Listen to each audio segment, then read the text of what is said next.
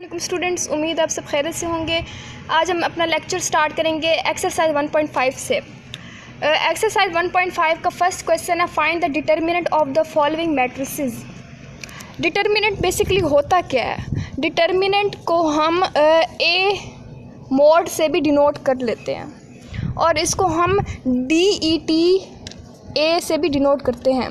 Determinant हम उस matrix का लेते हैं जो 2/2 हो, मींस के वो स्क्वायर मैट्रिक्स हो, तब उसका हम डिटर्मिनेंट लेते हैं। अब हमारे पास जो फर्स्ट पार्ट है क्वेश्चन नंबर 1 का, वो ये है, हमारे पास एक मैट्रिक्स है ए। अब हमने इसका डिटर्मिनेंट लेना है। डिटर्मिनेंट हम पहले कैसे लेंगे? हमने डायगोनल एंट्री को आपस में मल्टीप्लाई करना है। डायगोनल एंट्री -1 0, हमने दरमियान में माइनस लगाना, फिर नॉन डायगोनल एंट्री को आपस में मल्टीप्लाई कर देना है 0। इसका हमारे पास जो आंसर आएगा वो होगा -2। सेकंड पार्ट इसका सेम है फर्स्ट पार्ट की तरह। अब हम इसका 4 पार्ट कर लेते हैं। हमारे पास है इसका C मैट्रिक्स है हमारे पास। अब इसको हम सेम इसकी जो डायगोनल एंट्रीज है उनको आपस में मल्टीप्लाई कर देंगे। 3 को 2 के साथ करेंगे, फिर दरमियान में माइनस का साइन, फिर नॉन डायगोनल को आपस में मल्टीप्लाई कर देंगे। 3 2 6 -6, 6 को 6 के साथ कैंसिल कर देंगे तो 0 हो जाएगा ये हमारे पास। Question number 2, find which of the following matrices are singular और नॉन सिंगुलर। सबसे पहले तो मैं सिंगुलर और नॉन सिंगुलर का डिफरेंस बता देती हूँ। सिंगुलर मैट्रिक्स वो मैट्रिक्स होते हैं जिनका जो सोल्यूशन हो ना, किसी मैट्रिक्स का जो सोल्यूशन हो डिटर्मिनेंट के बाद, वो हमारे पास 0 आना चाहिए, और जो नॉन सिंगुलर होते हैं वो नॉन ज़ीरो आने चाहिए। हम इसका पहला सोल्यूशन कर लेते हैं। हमारे पास मैट्रिक्स ए है, इसका हम डिटर्मिनेंट ले लेते हैं। डिटर्मिनेंट के लिए मैंने आपको बताया इसको मॉड से भी डिनोट करते हैं। मैंने ऊपर इसको नहीं किया, नीचे मैं कर देती हूँ आपको। मॉड, जैसे इसकी डायगोनल एंट्रीज को आपस में मल्टीप्लाई करना है, -6 नॉन डायगोनल को, 3 4 12 माइनस ये 12 12 12 0। तो ये हम बोल सकते हैं कि ये जो मैट्रिक्स है वो सिंगुलर मैट्रिक्स है। This is singular matrix. अब इसका सेकंड पार्ट देख लेते हैं कि ये सिंगुलर मैट्रिक्स है या नॉन सिंगुलर मैट्रिक्स है। सबसे पहले तो हम इसका डिटर्मिनेंट ले लेते हैं। 4 1 3 2, इनको आपस में मल्टीप्लाई करेंगे, minus b 4 2 8 -3, 8 -3 is equal to 5। b is not equal to 0। b mod जो है वो 5 के इक्वल आया, तो ये हमारे पास है नॉन सिंगुलर मैट्रिक्स।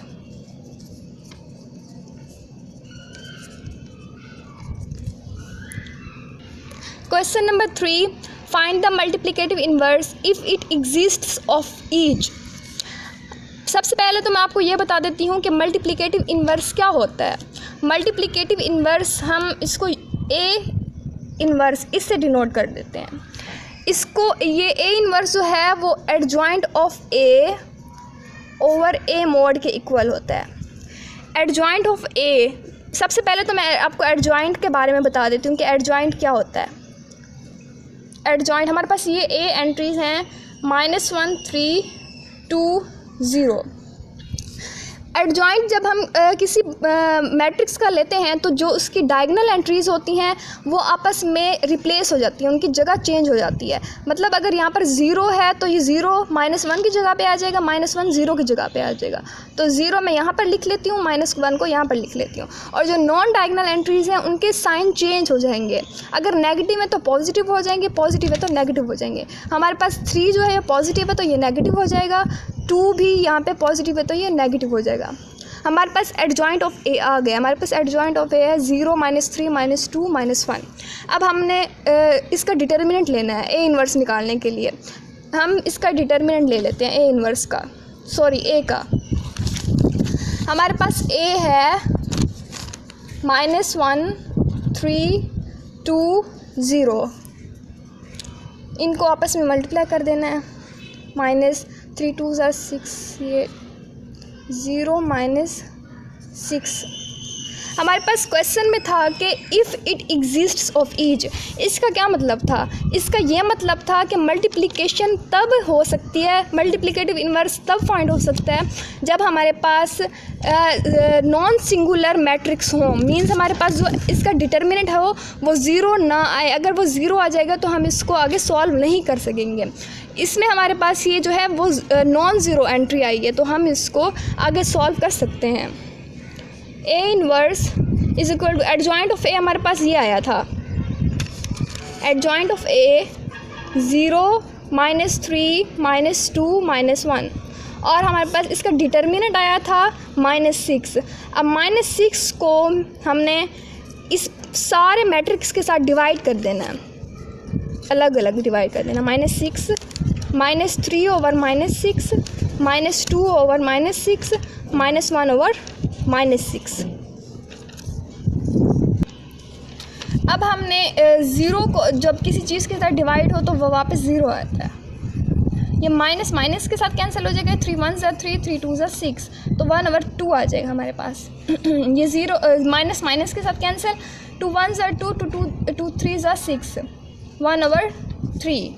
ये नेगेटिव नेगेटिव के साथ कैंसिल हो जाएगा तो 1/6। इसका सोल्यूशन है हमारे पास 0 1/2 1/3 1/6। इसका अब हम कर लेते हैं थर्ड पार्ट। इसका हमने मल्टीप्लिकेटिव इन्वर्स निकालना है।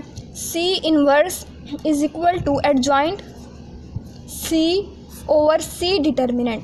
पहले तो हम सी डिटर्मिनेंट निकाल लेते हैं इसका। -2 6 3 -9। अब हमने इसका डिटर्मिनेंट ले लेना है। -2 -9 -3 6, माइनस माइनस प्लस 18 -3 6 आर 18, तो ये हमारे पास कैंसिल हो जाएंगे। 18 -18 तो ये ज़ीरो के इक्वल आ जाएगा। मैंने आपको बताया है कि मल्टीप्लिकेटिव इन्वर्स तभी पॉसिबल हो सकता है जब हमारे पास इसका डिटरमिनेंट जो है वो नॉन ज़ीरो हो, लेकिन अब हमारे पास जो है ये सिंगुलर मैट्रिक्स आ गया है, तो ये हमारे पास इसका मल्टीप्लिकेटिव इन्वर्स नहीं हो सकता। क्वेश्चन नंबर 4, इफ़ ए, हमारे पास ए ये है, बी ये है, देन फर्स्ट पार्ट इसका है A adjoint of A is equal to adjoint of A multiply हो रहा है इसके साथ, is equal to determinant A multiply by identity matrix. सबसे पहले तो हम इसकी फर्स्ट लेफ्ट हैंड साइड देख लेते हैं। टेकिंग लेफ्ट हैंड साइड, सबसे पहले हम एडजॉइंट ए ले लेते हैं। 1 2 4 6। ये हमारे पास रूल है मैथ्स में कि जो चीज़ ब्रैकेट में होती है पहले हम उसको सॉल्व करते हैं, तो पहले हम इसको एडजॉइंट ले लेते हैं ए का। अब हमने एडजॉइंट ले लेना है, इसको यहाँ पर ले जाएंगे, ये जगह रिप्लेस हो जाएगी, 6 यहाँ पर 1 यहाँ पर, 2 का साइन चेंज हो जाएगा या -2 हो जाएगा, 4 का साइन चेंज हो जाएगा -4 हो जाएगा। हमने एडजॉइंट ले लिया ए का। अब हमने जो हमारे पास रिक्वायरमेंट थी इसकी लेफ़्ट हैंड साइड में ए को एडजॉइंट ए के साथ मल्टीप्लाई करना था, तो हमने ए लिख देना है। ए हमारे पास 1 2 4 6, एडजॉइंट ऑफ ए है हमारे पास 6 -2 -4 एंड 1।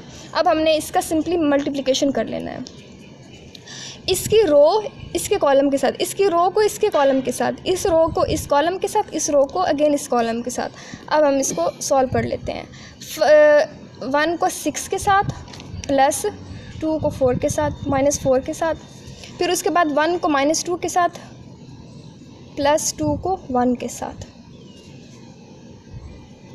4 को 6 के साथ, प्लस 6 को -4 के साथ। अब अगेन 4 को -2 के साथ, 4 को -2 के साथ, प्लस 6 को 1 के साथ।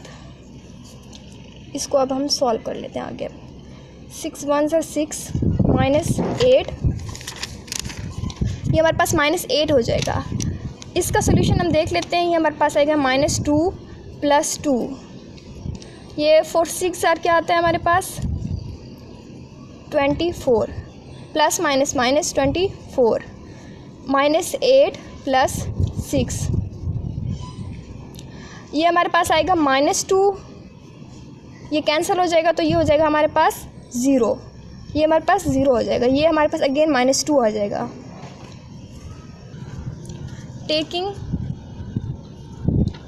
मिडल साइड, सबसे पहले तो हमने ब्रैकेट को सॉल्व करना है। Adjoint A is equal to लेना है एडजॉइंट, हमारे पास A ये है, इसका एडजॉइंट ले लेंगे 6, 1 की जगह पे रिप्लेस हो जाएगा, इसका साइन चेंज हो जाएगा।